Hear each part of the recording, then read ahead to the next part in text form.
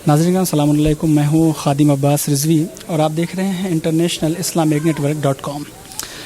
नाज़रीन, आज हम एक महफ़िल को रिकॉर्ड करने के लिए और लाइव टेलीकास्ट करने के लिए दक्षिण पट्टी बबरखा में तशरीफ़ लाए हैं और कई मोअज़्ज़िज़ शुराए कराम इस महफ़िल में नज़राने अक़ीदत पेश करेंगे।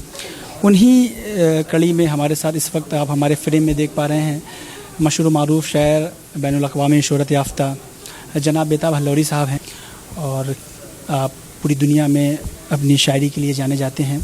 आपकी जो शायरी का अंदाज़ है वो बिल्कुल ही अलहदा है और आपने अपनी शायरी से पूरी दुनिया में हल्लौर का नाम रोशन किया है। बहुत बहुत खैर मकदम है आपका हमारे चैनल पर। बेताब साहब, एक सवाल रहता है हम लोगों के जहन में कि साहब बेताब हल्लौरी कौन है। हमेशा से सवाल रहता है कि बेताब साहब का अंदाज़ पढ़ने का कितनी मेहनत होती है, इसके पीछे बहुत सी चीज़ें होती हैं। तो मैं चाहता हूं कि हमारे चैनल के ज़रिए कम से कम जब कोई सर्च करे कि बेताब हल्लौरी साहब के बारे में तो कम से कम पता चले कि हाँ बेताब हल्लौरी साहब ये हैं। तो मैं सबसे मेरा जो पहला सवाल है वो ये है कि आपने शायरी की शुरुआत कब से की और कैसे आपको लगा कि आपको शायरी करना है? तकरीबन 1992 से मैंने शायरी शुरू की। मेरे यहाँ एक प्रोग्राम होता था अब्बास डे का, तो बैठ के मैं सुनता था। धीरे धीरे शेर मेरी समझ में आने लगे, सुनने से भी बड़ा फ़ायदा होता है। फिर मुझे ख़्याल आया कि मैं भी इस तरह के शेर कह सकता हूँ। फिर जब अगला मिसरा आया तो मैंने कोशिश की और हमारे बुज़ुर्ग शायर जनाब बाकर हल्लौरी साहब उनके पास ले गया तो उन्होंने उसे दुरुस्त किया और कहा इसी तरह से लिखते रहो, इंशाअल्लाह बहुत तरक्की करोगे। अब जैसे कोई भी जब शायरी करता है तो ज़ाहिर जैसा आपने भी ज़िक्र किया अपने उस्ताद मोहतरम का, तो उस्ताद का होना बहुत ज़रूरी है। तो जैसे जब आपने शायरी शुरू की तो आपके उस्ताद ने आपकी हौसला अफजाई की या फिर आपसे कहा कि साहब क्या तुम इस चक्कर में पड़े हो? बहुत सी चीज़ें होती हैं। तो मतलब कैसा आपको जब ने पहली बार आपने अशार कहे, आपने लिखे, तो उनको जब दिखाया तो उसके बाद उनका क्या रिएक्शन था? पहला उनका रिएक्शन ये था कि बेटा तुमने बहुत अच्छा कलाम कहा है, इसी तरह से कहते रहो। लेकिन उन्होंने इसके साथ एक तंबीह और दी कि देखो पढ़ना लिखना मत छोड़ना, महफिलों में जाओगे पैसे मिलेंगे लेकिन उन पैसों के चक्कर में पढ़ाई लिखाई न छोड़ना। अगर अपने घर में भी तुम पढ़ोगे तो सवाब तुम्हें मिलेगा, लेकिन पढ़ाई को साथ लेकर चलना। और आज तकरीबन इंटरमीडिएट के बाद मैंने महफिलें पढ़ी, चूँकि हमारे घर में गुर्बत थी। महफिलें पढ़ी और उन महफिलों से मैंने एमए किया, फिर बीटीसी किया। बीटीसी करने के बाद आज मैं जूनियर हाई स्कूल में टीचर हूँ, इस वक्त इंचार्ज हूँ स्कूल का। हाँ, जैसे कि मुझे तनवीर भाई ने, मेरे बड़े भाई हैं, उन्होंने बताया कि आप टीचर हैं। तो देखा जाए आमतौर पर आप गवर्नमेंट टीचर भी हैं, तो कैसे इतना वक्त दे पाते हैं कि हल्लौर से सफ़र करके जौनपुर तशरीफ़ ले आए, फिर वहाँ चलेंगे, कल हल्लौर जाएंगे, फिर आपको ड्यूटी भी ज्वाइन करना होगा। कैसे इन दोनों चीज़ों के बीच में आप एडजस्टमेंट करते हैं? जी, जैसे जौनपुर हुआ, अकबरपुर हुआ, इलाहाबाद हुआ, लखनऊ हुआ, इन सब जगहों पर अब मैं गाड़ी से जाता हूं।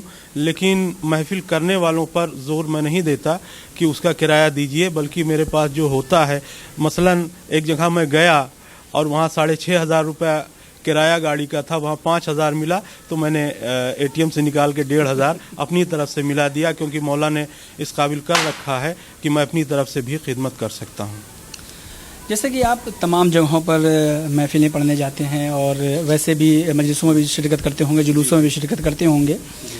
आपको अब ये मैं अपने शहर से रिलेटेड सवाल पूछ रहा हूँ, अपने जौनपुर शिराज़ हिंद से।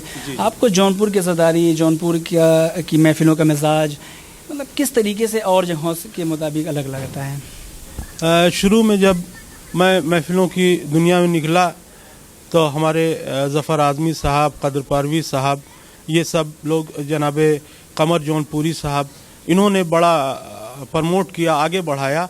और ज़्यादातर मैं आज़मगढ़ और जौनपुर में ही मैंने शुरू में महफिलें पढ़ी। वहाँ के सामीन चूँकि छोटी छोटी बातों को भी, चाहे छोटी छोटी बातें हों या पोशीदा बातें हों, वो सिर्फ इशारों में समझ जाते थे। ये सबसे बड़ी कामयाबी मेरी थी कि मुझे ज़्यादा मेहनत नहीं करनी पड़ी और मुझे जो शुरू में मजमा मिला वो इस तरह का मिला जिसने हिम्मत अफजाई भी की और शेरों को अच्छी तरह से समझा भी और सराहा भी। جیسا کہ آپ کے جو اشعار رہتے ہیں کئی بار جب ہم لوگ سنتے ہیں تمام سامعین سنتے ہیں تو ایک جیسے آپ بالکل مزاحیہ انداز میں کئی بار ہنسی بھی آتی ہے، تو جیسے عام طور پہ جو دوسرے شاعر ہوتے ہیں وہ بالکل ہی پوائنٹ ٹو پوائنٹ بات کرتے ہیں، لیکن آپ دوسری چیزوں کو الگ سے لے کر آتے ہیں، تو کتنا مشکل آپ کو پڑتا ہے یہ ساری چیزیں؟ میرے لیے سنجیدہ شاعری کرنا بہت آسان ہے، لیکن مزاحیہ شاعری یہ بہت مشکل کام. میں نے شروع میں دیکھا کہ ہمارے جو نوجوان تھے وہ الگ الگ پسند ان کی تھی، وہ الگ الگ کٹے رہتے تھے، مجلسوں سے کٹے رہتے تھے، محفلوں سے کٹے رہتے تھے. تو جب میں نے ان کے پسند کی باتیں کرنی شروع کی تو دھیرے دھیرے مجلسوں کی طرف اور محفلوں کی طرف آنے لگے. اس سے یہ ہوا کہ ان کی دلچسپی اس طرف ہو گئی. اب آخری میں میرا آپ سے ایک سوال ہے جو تمام لوگوں سے میں پوچھتا بھی ہوں کہ نوجوانوں کے لیے آپ کیا پیغام دینا چاہیں گے اپنی شاعری سے اور آج اپنے اس انٹرویو سے؟